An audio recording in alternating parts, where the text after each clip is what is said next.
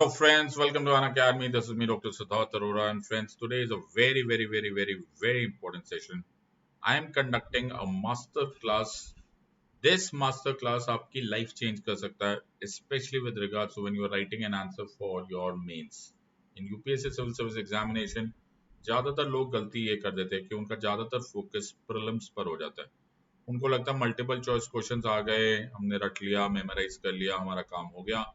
Actually, the fact of the matter is that UPSC Civil Service Examination at the end of the day is an answer writing exam.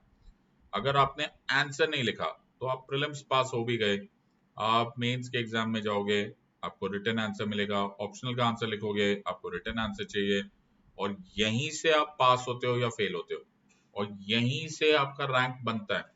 सो दोनों ही चीजें important है कि आप prelims cross करो, लेकिन आप mains की प्रिपरेशन करके रखो. सो अंटिल अनलेस आपने मेंस की प्रिपरेशन नहीं की तो you are never going to make it through in this exam. आप प्रीलिम्स पास होके कर भी क्या लोगे. और mains my friend is a completely subjective answer writing exam. And surprisingly ये है कि ज्यादातर लोग are very comfortably oblivious of this fact. वो अपने एक ड्रीम वर्ल्ड लाला लैंड में जी रहे हैं कि जी हम तो प्रीलिम्स पास हो जाएंगे, उसके बाद मेंस अपने आप हो जाएगा. अपने आप कुछ नहीं होगा. मैं एक सीरीज स्टार्ट कर रहा हूँ जिसका ये फर्स्ट सेशन है, which is a master class, जिसमें मैं कुछ बहुत इंपॉर्टेंट सीक्रेट्स शेयर करूंगा जो शायद तुमने कभी नहीं सुने होंगे.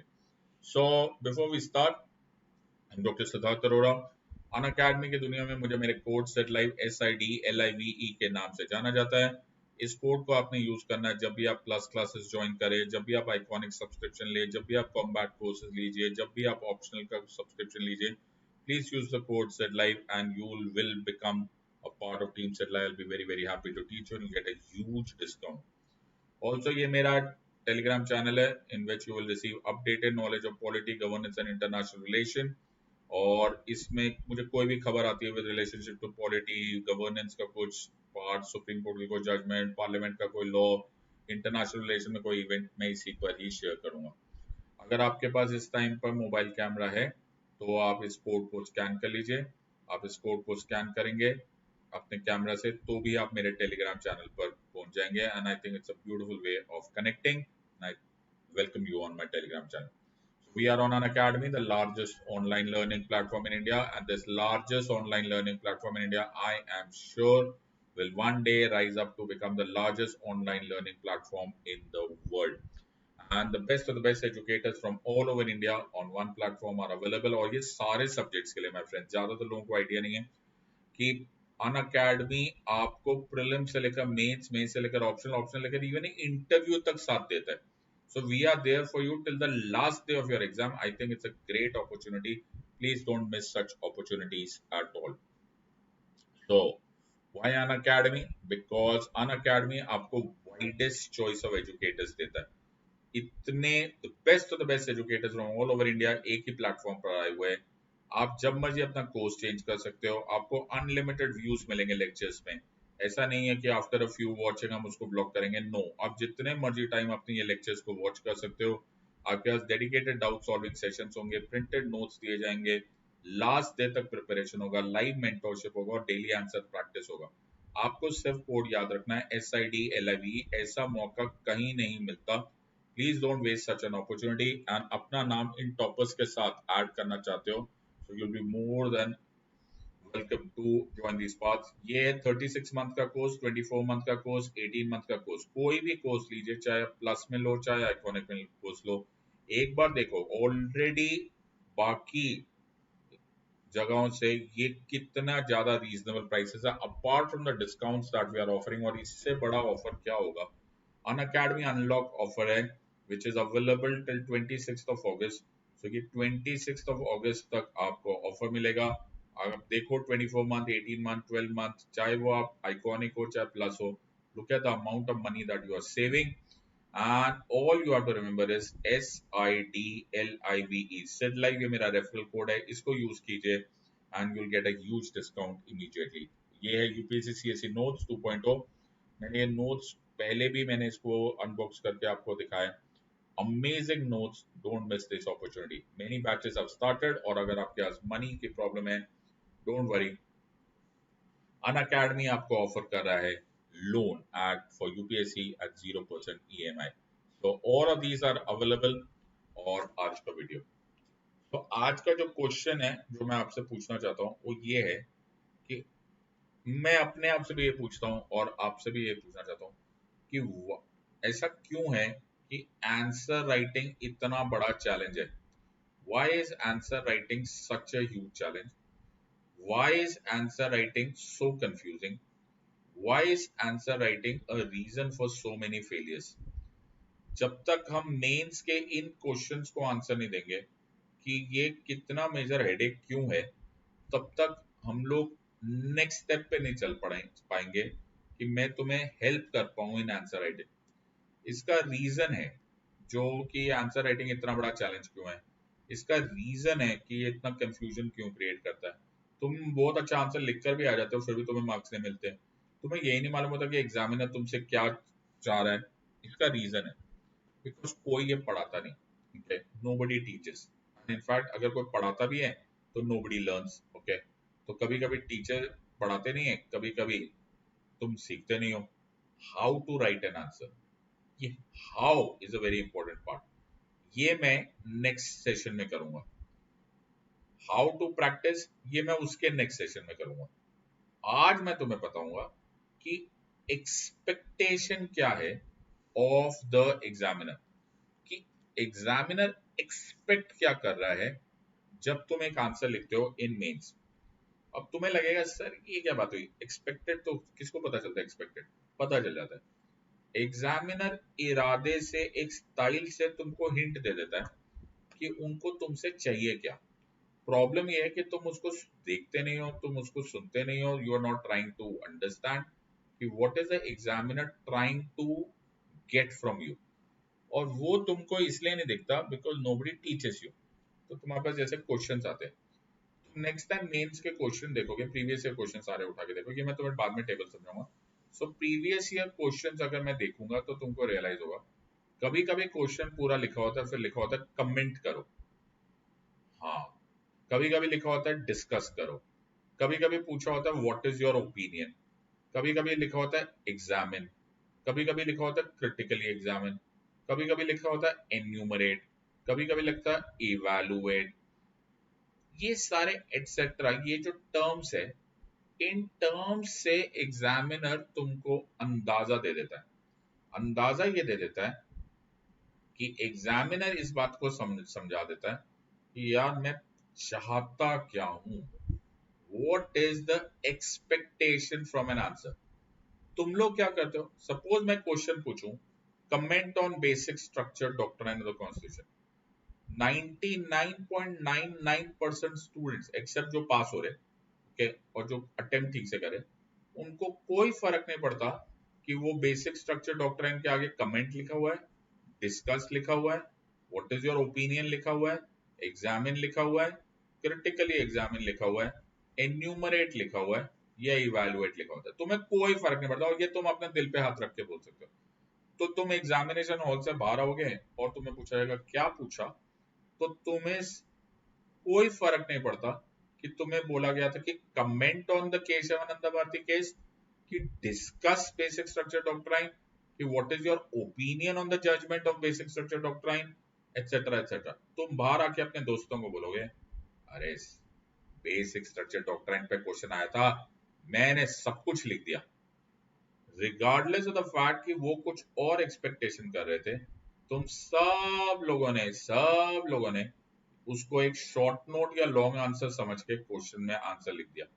और यही रीजन होता है, ये प्राइमरी रीजन होता है why do you fail this exam, because तुम एक एक absolutely non-understanding, absolutely without any thought process, तुमने एक शॉर्ट नोट लिखकर आ गए। ये सिविल सर्विस एग्जामिनेशन है बाबू, यहाँ पर बहुत मेजर एक्सपेक्टेशंस को मीट करना होता है बिकॉज हमें तुम में ऑफिसर क्वालिटी चाहिए होती है। सो एग्जामिनर तुमसे अलग अलग क्वेश्चंस में अलग अलग चीज एक्सपेक्ट करता है, लेकिन ये बात कोई नहीं पता था। Majority of you majority of you को कोई फर्क नहीं पड़ता कि ये क्या लिखा हुआ है, और यही वजह है, and this is one of the primary reason why तुम इस एग्जाम को फेल कर देते हो। तो तुम्हें यही नहीं पता होता कि कमेंट का मतलब क्या होता है, डिस्कस का मतलब क्या होता है, ओपिनियन का मतलब क्या होता है, एग्जामिन क्या होता है, क्रिटिकली एग्जामिन क्या होता है, एन्यूमरेट क्या होता है, कंपेयर क्या होता है, इवैल्यूएट क्या होता है, and so on and so. So आज की क्लास मेरे ख्याल से तुम्हारे लिए लाइफ चेंजिंग क्लास हो सकती है अगर तुम इसको दिमाग लगा के करो कि इसका मतलब क्या होता है। पहला टाइप का क्वेश्चन आता है, और जो कि बहुत कॉमन टाइप का क्वेश्चन आता है, ओके, उसको बोलते हैं डिस्कस। तो उस क्वेश्चन में डिस्कशन होता है, there is a discussion in this part. So इस डिस्कशन में आपने करना क्या होता है, तो हम यहाँ पे सोचेंगे कि एक्सपेक्टेशन क्या है, what is the examiner expecting अगर तुम्हें वो डिस्कशन का क्वेश्चन देगा। सो पहले मैं तुम्हें एक दो क्वेश्चन दिखा देता हूँ। जैसे ऐसा क्वेश्चन आएगा, the broader aims and objectives of WTO are to manage and promote international trade in the era of globalisation, but the Doha round of negotiations seemed doomed due to differences between the developed and developing nation. Discuss. Discuss the impediments India is facing. ये सारे previous year questions है. Some of the international funding agencies have special terms for economic participation stipulating a substantial component. Discuss. ये भी है discuss. India had recently signed to become founding a new development bank. Discuss. ये सारे questions में discussion word आया। तो आपसे discussion में क्या एक्सपेक्टेड है? डिस्कशन में एक्सपेक्टेड ये है कि आप स्कूल कॉलेज जैसे हम लोग शॉर्ट नोट लिखते थे ना, वैसे ही लिखो, या फिर लॉन्ग आंसर लिखो। इन अदर वर्ड्स इसमें सब कुछ लिखा जाता है, you can write everything, but everything like a debate. एक पॉइंट पकड़ लो, टेक अ पॉइंट, और उसको एक रिटन डिबेट की तरह ट्रीट करो। जैसे हम लोग डिबेट्स में करते थे, for the motion, against the motion, वैसे ही इसको भी वैसे बिहेव करो। बट ये डिस्कशन इमोशनल नहीं होनी चाहिए, it should be reasoning based, evidence based.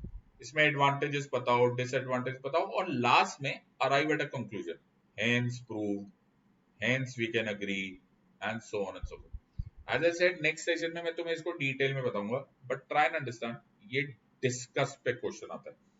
उसके साथ साथ नेक्स्ट टाइप ऑफ क्वेश्चन आता है जिसमें आता है एग्जामिन या फिर क्रिटिकली एग्जामिन। ये टाइप 2 क्वेश्चन आते हैं, एग्जामिन या फिर क्रिटिकली एग्जामिन। अब एग्जामिन और क्रिटिकली एग्जामिन में फिर दो तरीके के पार्ट है। एग्जामिन में छोटे छोटे पार्ट्स में स्प्लिट कर दो। जैसे जो पूरा टॉपिक है, let me explain this to you by putting a question. पहले मैं क्वेश्चन डाल देता हूँ। तो जैसे क्वेश्चन आया, WTO is an important international institution where decisions taken affect countries in profound manner. What is the mandate of WTO and how binding are their decisions? ये word क्या यूज किया? Critically analyse. यहाँ पे भी क्या है? Critically examine. Okay, concept of mid day meal. तो यहाँ पर है critically you, I hope you are understanding. और मैं इनको सारे कुछ क्वेश्चन करूंगा। तो दो तरह के क्वेश्चन आ गए, एक हो गया एग्जामिन, एक हो गया क्रिटिकली एग्जामिन। एक हो गया एनालाइज, एक हो गया क्रिटिकली एनालाइज। जो एग्जामिनेशन है उसमें आप टॉपिक को लोगे और उसको छोटे छोटे पार्ट्स में स्प्लिट कर दोगे। जैसे एक डॉक्टर होता है, उसको बोलोगे पेट में दर्द हो रहा है, तो वो पहले लिवर को किस साइड हाथ लगा के देखेगा, फिर स्प्लीन के साइड हाथ लगा के देखेगा। ओके, तो वो छोटे छोटे पार्ट्स को धीरे धीरे धीरे धीरे आइडेंटिफाई करके फिर उसमें एविडेंस बेस्ड अप्रोच दो कि यार ये ठीक है, ये गलत है, ये ठीक है, ये गलत है। इन अदर वर्ड्स, स्कूल या कॉलेज की तरह ना करके एक लॉयर की तरह, एक कोर्ट की तरह उसको डील करो।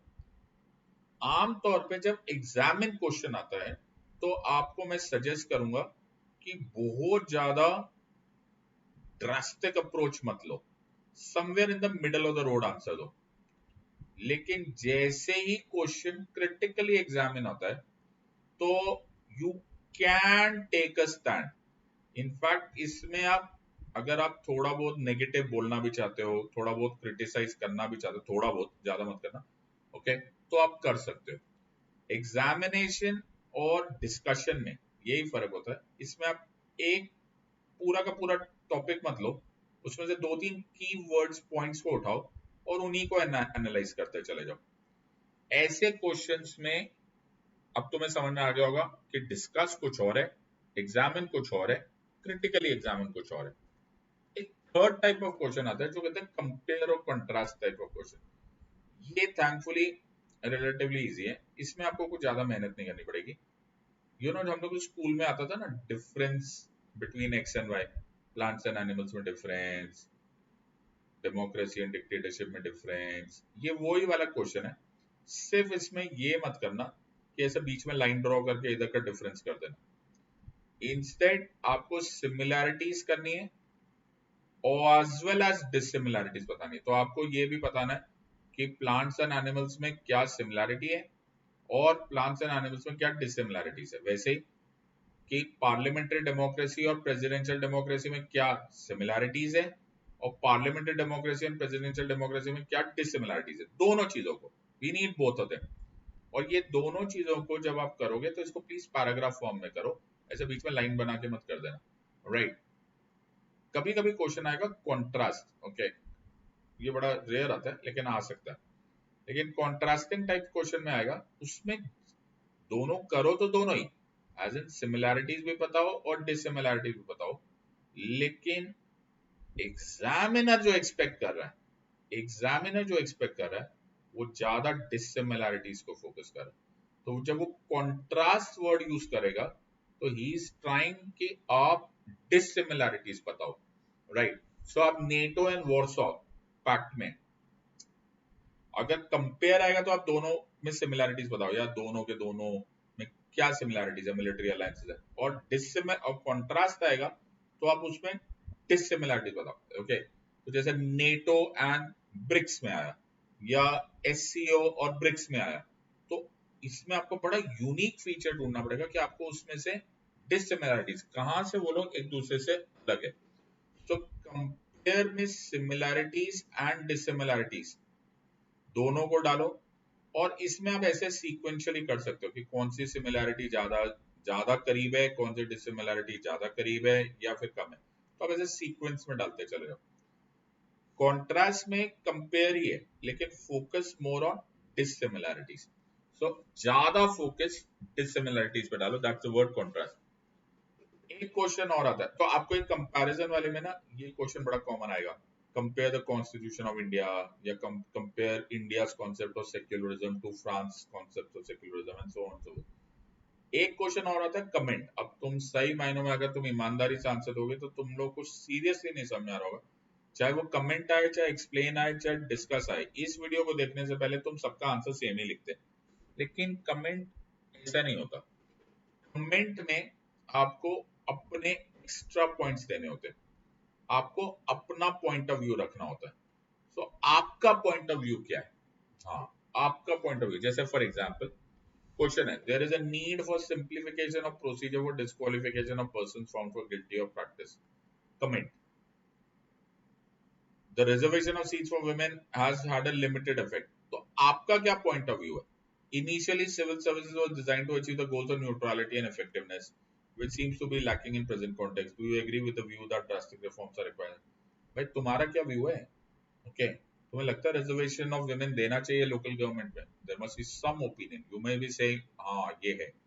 जो भी तुम्हारा पॉइंट ऑफ व्यू है उसको शो करो, लेकिन जब तुम्हारा पॉइंट ऑफ व्यू है तो तुम्हारा point of view emotional point of view नहीं है, ओके। तुम्हारा पॉइंट ऑफ व्यू तुम्हारे पढ़े हुए पॉइंट से होना चाहिए, कुछ तो तुमने पढ़ा होगा तभी तुमने ये पॉइंट ऑफ व्यू जनरेट किया है।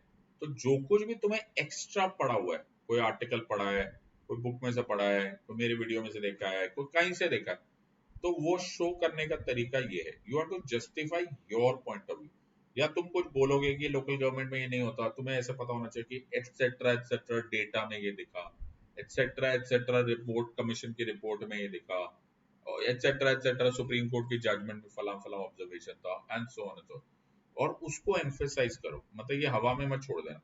So you must be saying कि नेशनल सिक्योरिटी एक्ट जो है एनएसए 1980, उसमें हमारे पास डेटा की कमी है बिकॉज एनसीआरबी में एफआईआर के रिकॉर्ड्स नहीं मिलते, ये सुप्रीम कोर्ट ने ऑब्जर्व किया हुआ है and so on and so forth. So ये सारी चीजें आपको इन क्वेश्चंस में। एक और an important set of questions जो है वो है एक्सप्लेन, एलाबोरेट, इलस्ट्रेट और demonstrate.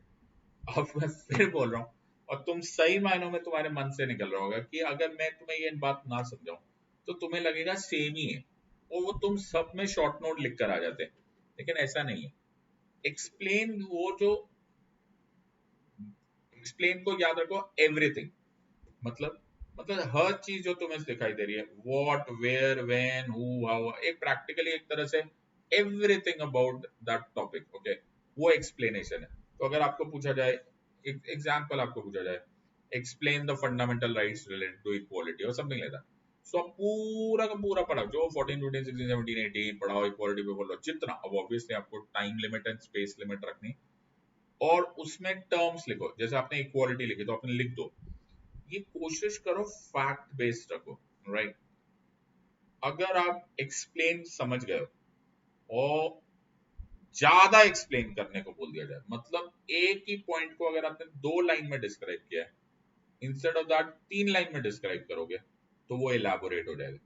So more details are expected, okay, elaborate, और खींच के बताओ। और तो ऑब्वियस है, तुम घबराना मत, जब भी एलैबोरेट पे क्वेश्चन आएगा या एक्सप्लेन पे क्वेश्चन आएगा, तो वो एक छोटा सा टॉपिक वर्ड होगा जिसको वो बहुत बड़ा करने को बोलेंगे। So UPSC examiner is a very smart examiner, वो आपको पहले ही ऐसी कोई बड़ी चीज को एलैबोरेट नहीं करने देंगे जिसके बारे में एक्सप्लेन करने में 500 वर्ड्स लग जाए या 1000 वर्ड्स लग जाए। दे विल नो कि एक छोटा सा टॉपिक है, सपोज जुडिशियल रिव्यू है, तो judicial review, elaborate the doctrine of judicial review, तो अब इसको 300 वर्ड्स या 200 वर्ड्स में करना इजी हो जाएगा, बिकॉज आपको तो सिर्फ 2 वर्ड्स ही मिले। कभी कभी आपको वर्ड आ जाता है इलस्ट्रेट और डेमोन्स्ट्रेट, इसमें जैसे डेमोन्स्ट्रेट या एलैबोरेट वर्ड आ गया, आप एक्सप्लेन करो, एलैबोरेट करो, लेकिन स्टैटिस्टिक्स दो, कोई डेटा दो या एग्जांपल्स दो। So it is so suppose judicial overreach पे है, या फिर ऐसा कोई एग्जांपल है कि illustrate the or demonstrate the evolution of environmental protection in Supreme Court judgments, तो आपके पास 3-4 एग्जांपल्स होने चाहिए। हाँ यार, ये कहता सुभाष कुमार केस में आया, एनजीटी के बारे में आया, एमसी मेहता केस है, तो ये 2-3 एग्जांपल्स को देना ज्यादा जरूरी है, इंस्टेड ऑफ कि आप एक जनरल आंसरिंग दे दो। So that is how you do it. So for example, इसमें आया, Comptroller and Auditor General has a very vital role to play. Explain how this is reflected. CAT, which was established for grievances, etc., nowadays is exercising its powers. Explain. Parliament's power to amend the constitution is a limited power. In the light of this statement, explain whether Parliament can destroy the basic structure. So the point here is, इसमें आपको पूरा मालूम होना चाहिए कि क्या होता है लिमिटेड पावर, आपको मालूम होना चाहिए क्या होता है आर्टिकल 13 और 368, क्यों बना basic structure and so on. बहुत रेयरली आपको ऐसे क्वेश्चंस भी आते हैं, कम आते हैं वैसे पॉलिटी में। Policy contradictions among various competing sectors and stakeholders have resulted in inadequate protection and prevention of degradation of environment. Comment with relevant illustration. जैसे वो illustration दे रहा है, मतलब वो डेटा मांग रहा है, या फिर वो कोई एग्जांपल, concrete examples। इस वाले केस में फॉर एग्जांपल, इस वाले केस में long sustained image of India as a leader of operation marginalisation, इसमें एलैबोरेट। तो अब तुम्हें समझ में आ गया होगा, और अभी भी नहीं समझ में आया तो तुम एक मेजर गलतफहमी हो कि सिविल सर्विसेज एग्जामिनेशन तुम रैंडमली पास कर जाओगे, तुम्हें हमेशा गाइडेंस की जरूरत पड़ेगी। और ये मैं तुम्हें बार बार बोलता हूँ, ओके, कि ये जंगल है, यहाँ पर तुम्हें गाइडेंस की जरूरत पड़ेगी। मैं ये YouTube के सेशंस में आपको ये डेमोन्स्ट्रेट करने की कोशिश कर रहा हूँ कि you need a structured way of studying, और ऐसे क्वेश्चंस मेहनत करते हो, इतनी मेहनत करने के बाद भी you are not able to crack it. मैं नेक्स्ट वीडियो में तुम्हें ये बताऊंगा कि what does a structured answer mean. So I think इस लिमिटेड पीरियड ऑफ टाइम में मैं जो तुम्हें ये समझा पाया हूँ, that itself is a very important part, so make sure that you take full advantage of this. And कुछ important announcement, Unacademy Prayas 2022, okay, which is the offline test, and the CAC Assure program, कि हम आपको 2 years and above subscription देंगे, okay, पर 1 साल की extension देंगे। In other words, Unacademy promises to be with you till you clear your UPSC exam. I hope तुम्हें ये वीडियो शॉर्ट एंड स्वीट लेकिन एक कॉन्क्रीट बहुत ही ज्यादा हेल्प हो जाएगा अगर आपने इन पॉलिसीज को, इन मेथड्स को फॉलो किया। I hope you have learned good from this video. And मैं तुम्हें एक और बार स्वागत करना चाहता हूँ कि if you want to join my plus classes, I'll be very very happy to teach you. आपको केवल यूज करना है SIDLIVE code SIDLIV.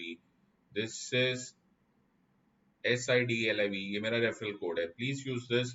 And in the words of An Academy, let's crack it. Until next time, God bless. Thank you and Jai Hind.